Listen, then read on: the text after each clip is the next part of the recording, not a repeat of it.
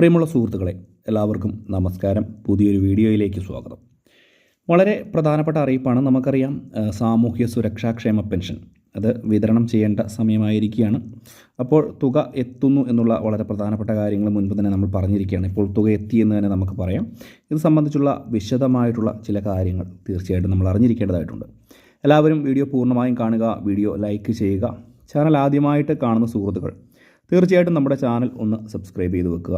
Facebook വഴി ഈ ഒരു വീഡിയോ നിങ്ങൾ കാണുകയാണെങ്കിൽ തീർച്ചയായിട്ടും നമ്മുടെ ഫേസ്ബുക്ക് പേജ് കൂടി ഒന്ന് ഫോളോ ചെയ്ത് വെക്കുക. വിശദമായിട്ടുള്ള അറിയിപ്പ് നോക്കാം. നമ്മുടെ സംസ്ഥാനത്ത് സാമൂഹ്യ സുരക്ഷാ ക്ഷേമ പെൻഷൻ വർധനവിൻ്റെ പാതയിലാണ്. പ്രത്യേകിച്ച് പെൻഷൻ തുക വർദ്ധിപ്പിച്ച് 1800 രൂപ അടുത്ത മാസം മുതൽ ആക്കുമെന്നുള്ള കാര്യത്തിൽ ഇപ്പോൾ ഏകദേശ ധാരണയായിരിക്കുകയാണ്. 1800 രൂപ എന്ന് പറയുമ്പോൾ 2500 രൂപയിലേക്ക് എത്തിക്കുന്നതിന് വേണ്ടിയുള്ള തുടക്കം മാത്രമാണ് എന്നുള്ളതാണ് ഇപ്പോൾ നമുക്ക് ലഭിക്കുന്ന വിവരം. ഏറ്റവും അടുത്ത ഇലക്ഷൻ എന്ന് പറയുന്നത് തദ്ദേശ തെരഞ്ഞെടുപ്പാണ്. തദ്ദേശ ഭരണ തെരഞ്ഞെടുപ്പ് ആയതുകൊണ്ട് തന്നെ ഇതിന് മുമ്പാകെ 200 രൂപയുടെ വർധനമാണ് സംസ്ഥാന സർക്കാർ, അതായത് LDF ഗവൺമെൻറ് കൊണ്ടുവരുവാൻ പ്ലാൻ ചെയ്തിരിക്കുന്നത്.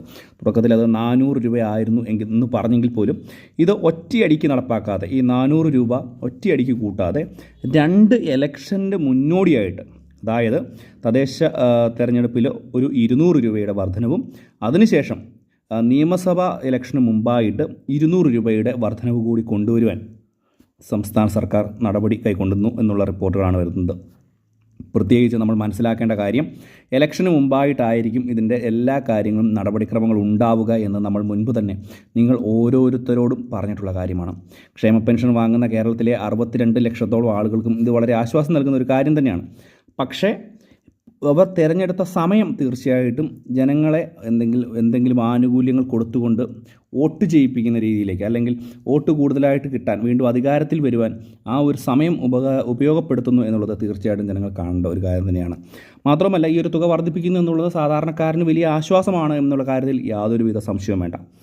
കാരണം മുൻപുള്ള സർക്കാർ ഭരിച്ചിരുന്ന കാലത്ത്, ഇതിന് ഇടതുപക്ഷ സർക്കാർ വരുന്നതിന് മുമ്പ് 800 രൂപ മാത്രമായിരുന്നു ക്ഷേമ പെൻഷൻ തുക ഉണ്ടായിരുന്നത്. ഏകദേശം 18 മാസത്തോളം കുടിശ്ശികയായിരുന്നു എന്നുള്ള കാര്യം കൂടി തീർച്ചയായിട്ടും മനസ്സിലാക്കണം.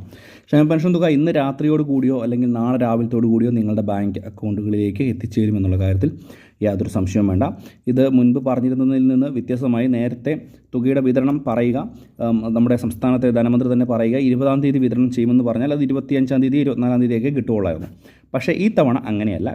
കാരണം 25-ാം തീയതി കഴിഞ്ഞിട്ടാണ് വിതരണ തീയതി തന്നെ പറഞ്ഞിരിക്കുന്നത്. അതായത് 27 എന്നുള്ള തീയതിയാണ് നമുക്ക് അറിയുന്നത്. ഈ 27-ാം തീയതി എന്ന് പറയുമ്പോൾ അതിനുശേഷം പിന്നീട് ദിവസങ്ങൾ കൂടുതലില്ല, അധികമില്ല. അതുകൊണ്ട് തന്നെ തുകയുടെ വിതരണം ഉണ്ടാകും എന്നുള്ള കാര്യത്തിൽ യാതൊരു സംശയവും വേണ്ട.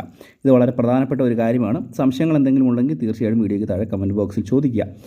2000 രൂപയിലേക്ക് തുക ഉടനെ തന്നെ എത്തും എന്നുള്ള കാര്യത്തിൽ ഒരു സംശയവും വേണ്ട. അതിലും നടപടിക്രമങ്ങളൊക്കെ കൈക്കൊണ്ടിരിക്കുകയാണ്.